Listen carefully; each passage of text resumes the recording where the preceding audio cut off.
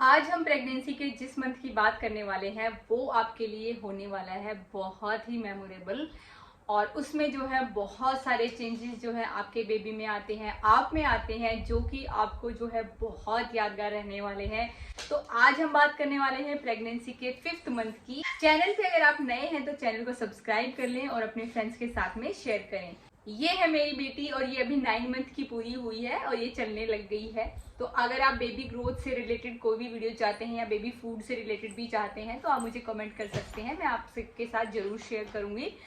और ये नॉर्मल हुई थी और बिल्कुल जो है इसका एक्सक्लूसिवली ये 6 मंथ तक ब्रेस्ट फीड पे रही है। तो ये हो गया अदर टॉपिक, लेकिन आज हम बात करने वाले हैं प्रेगनेंसी के 5th मंथ की। वीडियो थोड़े दिन बाद में आई है तो उसके लिए सॉरी, क्योंकि मैं थोड़ा सा बिजी हो गई थी, कुछ मेरी तबीयत खराब हो गई थी बीच में, तो मैं वीडियो शेयर नहीं कर पाई। लेकिन अब कोशिश करूंगी कि टाइम टू टाइम आपके साथ जो है इंटरेक्ट कर पाऊँ और आपके साथ जो कुछ हेल्पफुल जो वीडियोस हैं वो शेयर कर पाऊँ। तो 5th मंथ के अगर सिम्टम्स की बात करें तो कुछ जो सिम्टम्स हैं आपके जो है वो कैरी फॉरवर्ड होते हैं, जैसे कि थकान हो गई, थोड़ी कमजोरी फील होना, कॉन्स्टिपेशन वाली जो है या गैस वाली जो प्रॉब्लम है या जो भी ये प्रॉब्लम है हल्की हल्की सी ये चलती रहती है पूरी प्रेगनेंसी में। लेकिन कुछ सिम्टम्स जो है अब इसमें ऐड हो जाते हैं, क्योंकि आपके बेबी की जो ग्रोथ है वो बहुत रैपिडली होनी शुरू हो रही है अब 5th मंथ में। तो होता क्या है कि वो जो एरिया है वो थोड़ा बड़ा होने लग जाता है, यानी कि आपके जो बच्चेदानी है वो थोड़ी सी बड़ी होनी शुरू हो जाती है। तो पेट के जितने भी अंग हैं उनको वो डिस्टर्ब करने शुरू कर देती है। उसकी वजह से वो जो है आपको कई बार जो है सांस लेने में भी प्रॉब्लम होती है। कई बार जो है आपको पाचन जो शक्ति है, आपकी जो डाइजेशन सिस्टम है वो भी थोड़ा सा कहीं ना कहीं डिस्टर्ब होना शुरू हो जाता है। तो ये जो सिम्टम है ये आगे भी आपके कैरी फॉरवर्ड होंगे प्रेगनेंसी में। तो आपको इन चीज़ों का जरूर ध्यान रखना है कि अगर आपको इस तरीके की सिम्टम्स दिख रहे हैं तो आपको बहुत ज़्यादा घबराने की ज़रूरत नहीं है, ये बहुत ही नॉर्मल है आपकी प्रेगनेंसी में।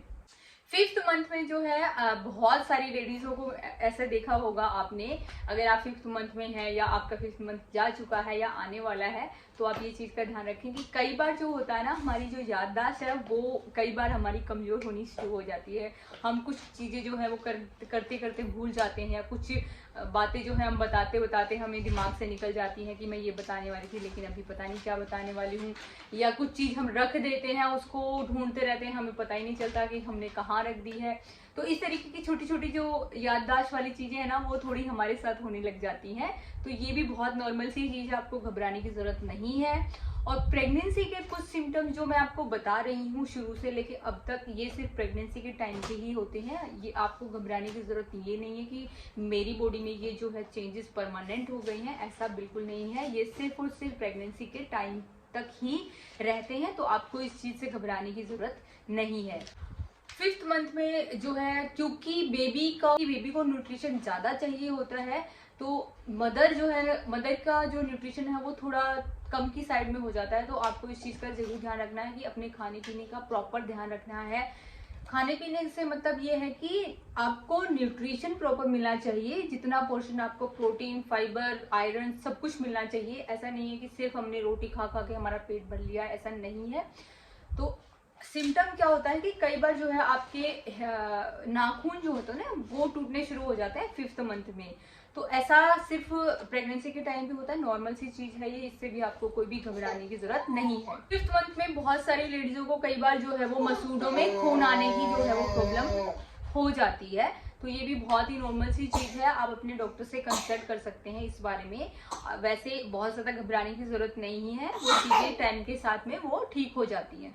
हल्का हल्का आपको वाइट डिस्चार्ज भी हो सकता है, लेकिन अगर बहुत ज़्यादा हो रहा है तो आपको जरूर अपने डॉक्टर से मिलना चाहिए। लेकिन अगर हल्का हल्का नॉर्मल सा हो रहा है वाइट डिस्चार्ज, तो बहुत ही नॉर्मल है प्रेगनेंसी के टाइम पे, तो उससे भी घबराने की ज़रूरत नहीं है। लेकिन वो डिस्चार्ज जो है वो वाइट कलर का होना चाहिए। अगर और किसी कलर का हो रहा है तो आपको जरूर अपने डॉक्टर को मिलना चाहिए। बात कर लेते हैं बेबी ग्रोथ की कि बेबी जो है 5th मंथ में आते आते कितनी ग्रोथ कर जाता है। 5th मंथ में बेबी का जो वेट है वो 200 ग्राम से 400 ग्राम तक हो सकता है, वेरी करता है। बेबी का जो है डेवलपमेंट ग्रोथ कैसी हो रही है उस पर वेरी करता है, लेकिन मिनिमम 200 से मैक्सिमम 400 ग्राम तक हो सकता है बेबी का वेट। और बेबी की हाइट बेबी की हाइट जो है वो 6 इंच से लेके 10 इंच तक हो सकती है। एक बहुत ही अमेजिंग सी चीज इस टाइम पे होती है, क्योंकि बेबी की स्किन जो है वो पहले ही बननी शुरू हो गई है, लेकिन जो हमारे फिंगरप्रिंट है वो इस मंथ में बेबी के आने शुरू हो जाते हैं। जो हमारे, आपने देखा होगा, जो लाइंस लाइंस की होती है हमारी स्किन के ऊपर, प्रिंट जो हमारे होते हैं फिंगर के, वो प्रिंट आने बेबी के शुरू हो जाते हैं 5th मंथ में।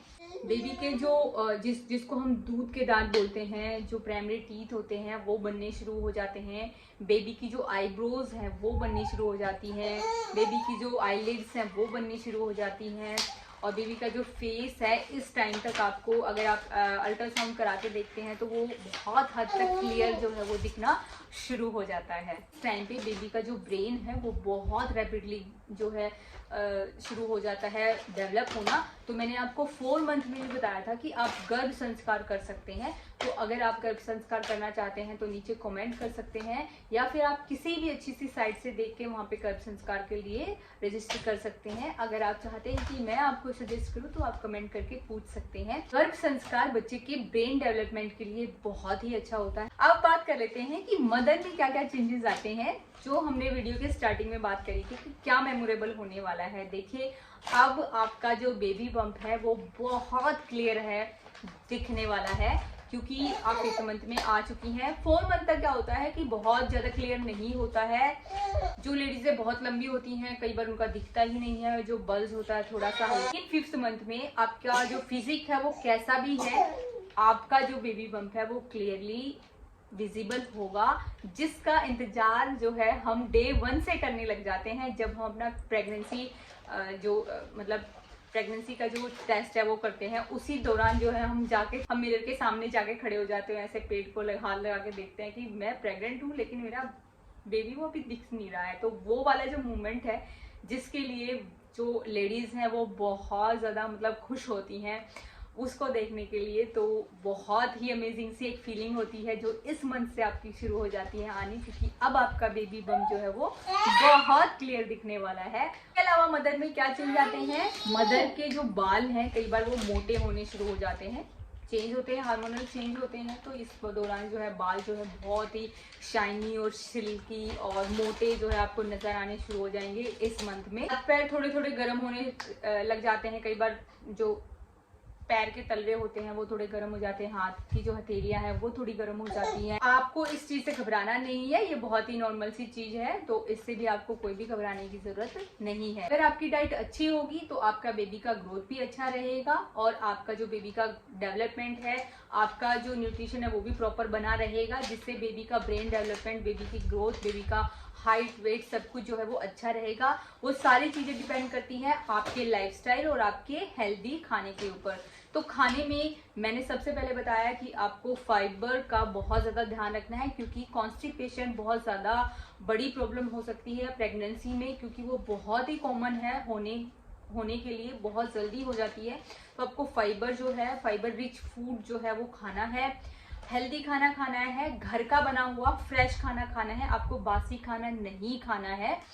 आप अपनी डाइट में जो है ड्राई फ्रूट्स को इंक्लूड कीजिए, क्योंकि अब आपके बेबी का जो है ब्रेन डेवलपमेंट होना शुरू हो गया है। जितना ज्यादा हो सके लिक्विड चीजों को अपनी डाइट में इंक्लूड कीजिए, ताकि जो एमनियोटिक फ्लूइड है वो उसका जो क्वांटिटी है वो अच्छी बनी रहे, और बेबी को जो है अच्छे से मूवमेंट करने की जो है वो जगह मिले, क्योंकि बेबी अब बहुत अच्छे से किक करने वाला है, बहुत अच्छे से घूमने वाला है। अपनी डाइट में जो है वो सैलेड बहुत अच्छा लीजिए, एक प्लेट कम से कम पूरा भर के एक प्लेट सैलेड की खाइए।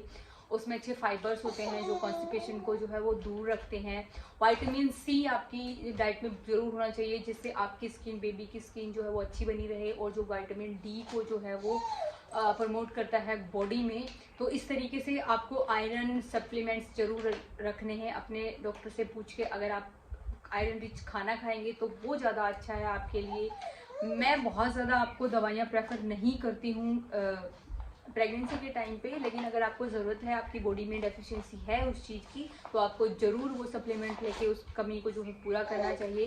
क्योंकि कहीं ना कहीं हम सब जो है ना, वो हम चाहते हैं कि हमारा जो बेबी है वो एकदम परफेक्ट हो, हमारी बेबी की हेल्थ परफेक्ट हो, हमारे बेबी की डेवलपमेंट बहुत ही अच्छे से रहे। ये चीज़ें मैंने आपके साथ पहले भी शेयर करी हैं कि आपको जंक फूड नहीं खाना है, आपको बहुत ज़्यादा मीठा भी नहीं खाना है, आपको स्मोकिंग वगैरह नहीं करनी, ड्रिंक्स भी नहीं करनी है, चाहे वो सॉफ्ट ड्रिंक है या हार्ड ड्रिंक है वो भी नहीं लेनी है आपको।